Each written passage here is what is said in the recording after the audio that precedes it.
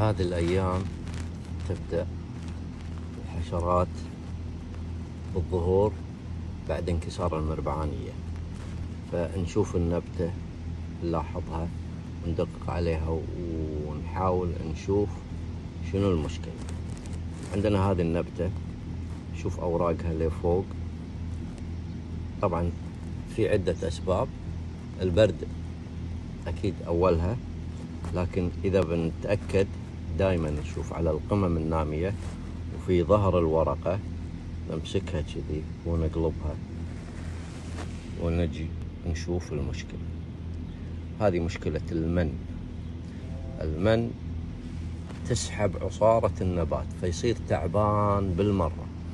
وهو المشكلة أن حشرة يعني ضعيفة لكن ضررها زايد.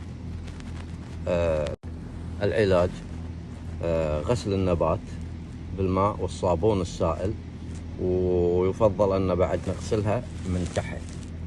هذه أول خطوة نعملها، وبعدها نرش مبيد حشري وقت المغرب. أفضل شيء رش المبيدات وقت المغرب، لأن الحشرات في هذا الوقت تنشط حتى العناكب، فترش وجه الورقة ونرش تحت، وإن شاء الله أن نقضي عليها ونراقب نباتات.